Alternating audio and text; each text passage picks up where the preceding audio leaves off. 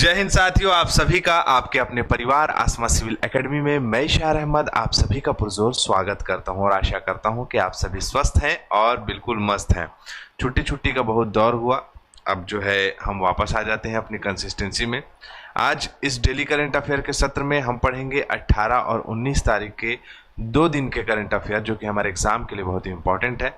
तो वीडियो में शुरू से अंत तक के बने रहना है और अगर चैनल में नए हैं तो चैनल को सब्सक्राइब कर लें और पहले से अगर इस चैनल में है तो मेरे प्रिय साथियों इस वीडियो को शेयर करना ना भूलें। तो चलिए अपना सत्र प्रारंभ करते हैं। आइए, आज की पॉजिटिविटी है, सपनों को साकार करने का पहला कदम है खुद पर विश्वास करना। जिस प्रकार से आपने ये ठाना है कि हमें गवर्नमेंट जॉब चाहिए, मतलब चाहिए, उस विश्वास को, उस दृढ़ संकल्प को अपने मन में संजोए रहें और अपने लक्ष्य के प्रति जो है समर्पित होकर पढ़ाई करें, कंसिस्टेंट पढ़ाई करें, डिसिप्लिन्ड रहें। मेरे प्रिय साथियों, आप डिसिप्लिन रहेंगे तो जितना ज़्यादा आप जो है अनुशासित रहेंगे उतना ज़्यादा आप हर दिन अपने लिए एफर्ट देंगे। इसलिए अपनी जो अनुशासित लाइफ स्टाइल है उसको बिल्कुल नहीं त्यागना है। क्लियर? चले आगे। चलो, विश्व जूनियर शतरंज चैंपियनशिप जीतने वाले 7वें भारतीय कौन है? तो 7वें भारतीय कौन है, क्या नाम है इनका? प्रणव वेंकटेशन आंसर होगा ए, और एक ही ने सही जवाब दिया है, रोशनी देवांगन ने। वेरी गुड रोशनी। आयुध निर्माण दिवस कब मनाया जाता है? कब मनाया जाता है? तो 18 तारीख को मनाया जाता है, ऑर्डिनेंस फैक्ट्री डे। 18 मार्च को आयुध निर्माण दिवस, ऑर्डिनेंस फैक्ट्री डे। यह क्या है भैया ऑर्डिनेंस फैक्ट्री? यहाँ पर भारत सरकार के, मतलब ये ऐसी फैक्ट्री है जहाँ पर हथियार, गोला बारूद, वाहन, उपकरण, ये सभी चीज़ें बनती हैं। और ये जो दिवस है 18 तारीख का, इसी ऑर्डिनेंस फैक्ट्री को जो आपके समर्पित होकर ये दिवस मनाया जाता है। इस दिन जागरूकता फैलाई जाती है कि क्या क्या इस जो है आपके फैक्ट्री में होता है। ठीक है, अगर हम बात करें भारत की तो आयुध निर्माण दिवस का इतिहास 18वीं शताब्दी के ब्रिटिश ईस्ट इंडिया कंपनी से जुड़ा हुआ है। बेसिकली उन्हीं लोगों ने स्टार्ट किया था। 1775 में ईस्ट इंडिया कंपनी ने कोलकाता के पास ईशापुर में बारूद कारखाना स्थापित किया था। उसके बाद 1801 में कोसीपुर में भारत का पहला ऑर्डिनेंस फैक्ट्री जो है वो खुला था और उस चीज को मद्देनजर रखते हुए ये दिवस मनाया जाता है। क्लियर? चलो आगे। निम्नलिखित में से किस टीम ने महिला प्रीमियर लीग WPL 2025 का खिताब जीता है? तो मैं आप सभी को बताना चाहूंगा कि मुंबई ने लगातार नहीं, मतलब कुल 2 बार इस प्रतियोगिता को जीतकर सबसे ज़्यादा WPL मतलब कि महिला प्रीमियर लीग या वुमेन्स प्रीमियर लीग का खिताब अपने नाम कर लिया है। ठीक है, एक बार बस जो है वो RCB रॉयल चैलेंजर बेंगलोर, जो कि स्मृति मंधाना उसकी कप्तान है, उन्होंने जीता है। बाकी मुंबई इंडियंस जो है लगातार नहीं, मतलब टोटल 2 बार जो है 3 हुआ है WPL वुमेन्स प्रीमियर लीग, उसमें से पहला और अभी वाला वो किसने जीता है? तो आपका मुंबई इंडियंस ने। और जो पिछले साल वाला है, बीच वाला कहा जा सकता है, वो जो है किसने जीता था? तो RCB ने जीता है। ठीक है, 3 सीजन हो चुके हैं, 3 सीजन में 2 सीजन जो है इसने अपने नाम रखा है। अगर WPL 2025 के पुरस्कार विजेता की ओर रुख करें तो देखें, Tata work super striker of the season कौन रही है? तो सैनली हेनरी, जो कि यूपी वॉरियर्स की है, उनका स्ट्राइक रेट 196.38 का रहा है। सेंटेक्स 6 of the season Ashleigh Gardner बहुत सारे अवार्ड पाई है। ठीक है, सॉरी एस्ले गार्डनर बोलता भाई, हाँ नहीं, एक ही अवार्ड पाई है, ये गुजरात जायंट की है, 18 छक्के मारे इन्होंने। एनाबेल सदरलैंड दिल्ली कैपिटल्स की है। Herbal life active catch of the season इन्हीं के नाम रहा है। Tata WPL green dot ball of the season, ये है शबनीम नहीं होगा, वो शबनम इस्माइल नाम है उनका, मुंबई इंडियंस की है। Emerging player of the season है अमनजोत कौर, WPL इन्होंने WPL 2025 में 128 रन बनाए हैं और 5 विकेट लिए हैं। Player of the season, emerging player of the season 2025 के लिए फेयरवेल अवार्ड मिला है गुजरात जायंट्स को, fair play award sorry. Purple cap है अमेलिया कर, मुंबई इंडियंस की है, 18 विकेट लिए इन्होंने। और neatly Sciver Brunt, Mumbai Indians की, इसको सबसे ज़्यादा पुरस्कार मिला, 523 रन बनाई है और मोस्ट वैल्यूएबल प्लेयर में इनका नाम है, 523 रन और 12 विकेट ये ली है। ठीक है, चलो तो इस प्रकार से खेल खत्म हो गया। अब आगे बढ़ते हैं दूसरे प्रश्न की ओर।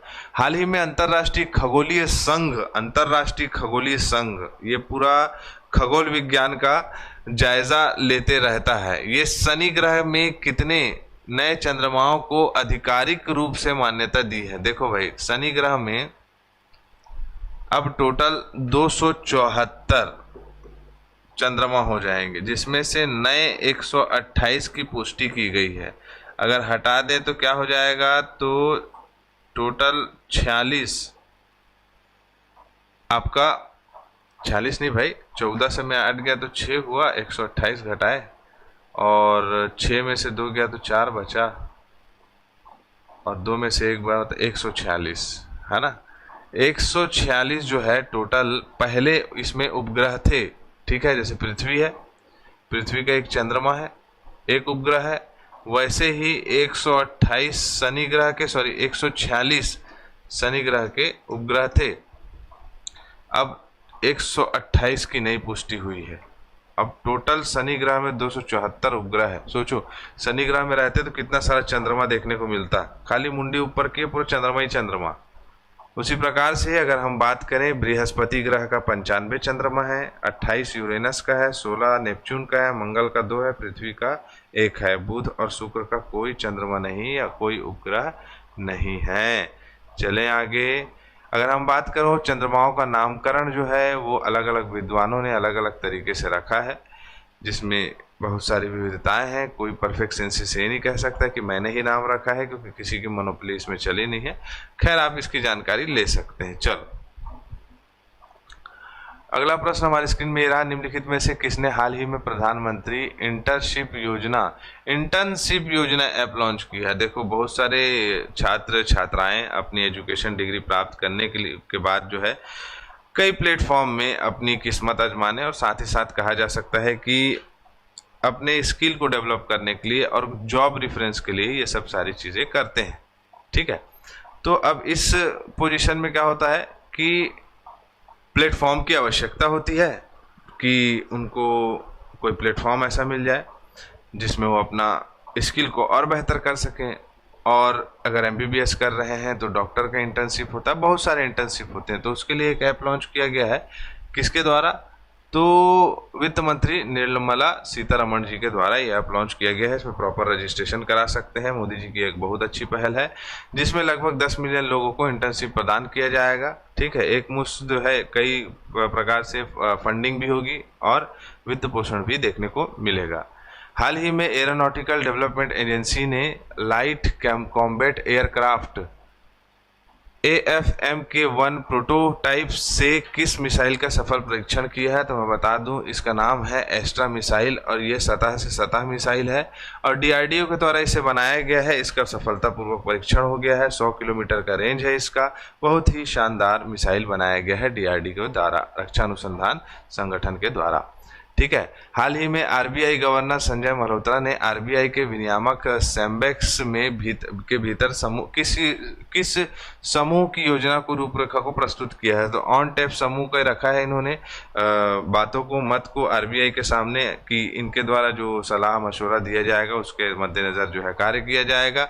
और एक नई पहल है, उत्पादनों के परीक्षण से संबंधित है। सारे जितने भी डायमेंशन है, जितने भी क्राइटेरिया है, उसको RBI में प्रॉपर प्रशिक्षित करके या कहा जा सकता है प्रॉपर जांच और परीक्षण के बाद ही जो है उसमें कार्य प्रणाली को आगे बढ़ाया जाए। चाहे वो कोई सा भी क्षेत्र हो, चाहे वो आपका आर्थिक क्षेत्र हो, सामाजिक क्षेत्र हो, राजनीतिक क्षेत्र हो, सभी प्रकार के तर्कों का आपका आकलन करना जरूरी है। आगे बढ़े। अगला है 7वें हॉकी इंडिया पुरस्कार समारोह में सर्वश्रेष्ठ पुरुष खिलाड़ी और सर्वश्रेष्ठ महिला खिलाड़ी का पुरस्कार क्रमशः किसको मिला है? तो देखो, पुरुष और महिला में पुरुष जो है हरमनप्रीत सिंह को मिला है और सविता पुनिया को मिला है। ये दोनों अवार्ड इन्होंने सर्वश्रेष्ठ पुरुष खिलाड़ी में महिला में सविता पुनिया है और हरमनप्रीत सिंह जो है वो आपका सर्वश्रेष्ठ पुरुष खिलाड़ी को दिया गया है, ठीक है। चले आगे। 19 मार्च को कौन सा दिवस मनाया जाता है? तो 19 मार्च को मनाया जाता है, मतलब आज के दिन मनाया जाता है अंतर्राष्ट्रीय ग्राहक दिवस। सभी ग्राहकों का सम्मान करना चाहिए। व्यापार कभी भी गुस्सा, तैस या कहा जा सकता है कि हम जोर जबरदस्ती करके नहीं कर सकते। गुजरातियों की मानसिकता देखी होगी आपने कि हर प्रकार से वो अपने धंधे में जो है रुझान उत्पन्न करते हुए और ग्राहक को सम्मान देते हुए जो है कार्य करते हैं। उनकी सुविधाओं को पूर्ति करने वाले सुविधा देते हैं। तो हमें ग्राहक अगर हमारे कभी भी मिले तो हमें उनका सम्मान करना चाहिए, लेकिन ग्राहक को भी ऐसा होना चाहिए कि सर में ना चढ़े। तो आपको वैसी पॉलिसीज जो है अपने दुकान के प्रति रखनी चाहिए या अपने काम के प्रति रखनी चाहिए। ठीक है, तो आज के दिन क्या मनाया जाता है? अंतर्राष्ट्रीय ग्राहक दिवस मनाया जाता है। ठीक है, अगला है, हाल ही में निम्नलिखित में से किस बैंक को 12वें सेंट्रल बैंकिंग अवार्ड 2025 का डिजिटल ट्रांसफॉर्मेशन अवार्ड मिला है? तो मैं आप सभी को बता दूं कि आरबीआई की बात हो रही थी, अभी वो सिफारिशें चल रही थी, भारतीय रिजर्व बैंक को ये अवार्ड मिला है। इनको ये अवार्ड, बैंकिंग अवार्ड इसलिए मिला है क्योंकि डिजिटली जो है आरबीआई बहुत ज़्यादा स्ट्रांग होते जाता है, बहुत ज़्यादा प्रोटेक्टेड हो जा रहा है। और इससे जो है प्रभावित होकर अगर हम कहें तो भारतीय रिजर्व बैंक को लंदन स्थित सेंट्रल बैंकिंग द्वारा 2025 में 12वें सेंट्रल बैंकिंग अवार्ड में डिजिटल परिवर्तन पुरस्कार इन्हें प्रदान किया गया है। ठीक है, चलें आगे। सारथी और प्रवाह सिस्टम का विकास अगर हम बात करें, सारथी स्कीम जो है आरबीआई ने अपनी आंतरिक प्रणालियों को डिजिटल बनाने के लिए सारथी पहल की शुरुआत की जनवरी 2023 में। ये एक बहुत अच्छी पहल है जिसमें सारा जो है प्रॉपर काम जो है वो डेटा बेस्ड हो रहा है, जिसमें प्रॉपर अच्छी तरह से उसका मैनेजमेंट किया जा रहा है। तो ये पहल के द्वारा ये कार्य किया गया था। इसका नाम क्या है? सारथी पहल। क्लियर है? तो उसी की बात है। सारथी और प्रवाह भी वही है। प्रवाह भी एक प्रकार से आईटी यानी इंफॉर्मेशन टेक्नोलॉजी से संबंधित एक विभाग के सारे कार्य का क्रियान्वयन करता है और इससे ही ये संभव हो पाया है। ठीक है, चलो अगला है प्रश्न हमारे स्क्रीन पे, हाल ही में रायसीना डायलॉग 2025 का उद्घाटन किसने किया है? रायसीना डायलॉग क्या है? तो रायसीना डायलॉग एक प्रोग्राम है जो कि अभी हाल ही में हफ्ते भर का हो रहा है। इसको नरेंद्र मोदी जी ने जो है आपका इसका उद्घाटन किया है। रायसीना डायलॉग जो कि 17 से 20 मार्च 2025 को आयोजित हुआ है और भू राजनीतिक और भू अर्थशास्त्र से संबंधित ये प्लेटफॉर्म है जिसमें प्रॉपर कहा जा सकता है कि फाइनेंस मैनेजमेंट, अर्थ मैनेजमेंट जिसे कहा जा सकता है, उसके क्षेत्र में ये काम किया जा रहा है। ठीक है, और प्रतिवर्ष आयोजित किया जाता है। ये 2016 में इसे स्टार्ट किया गया है। इस बार अगर देखें कि इसका उद्देश्य क्या है तो कूटनीति, सुरक्षा, आर्थिक नीतियों पर वैश्विक चर्चा को बढ़ावा देना, अंतर्राष्ट्रीय मामलों पर एक प्रमुख खिलाड़ी के रूप में कार्य करना, महत्वपूर्ण वैश्विक मुद्दे पर राष्ट्रों के बीच सहयोग को मजबूत करना। इसका इस बार का विषय था कालचक्र, मतलब समय एक पहिया है, समय का पहिया चलते रहेगा और रुकेगा नहीं, दिन ढलते रहेगा, रुकेगा नहीं, इसीलिए जो है बेहतर से बेहतर परफॉर्म करना है।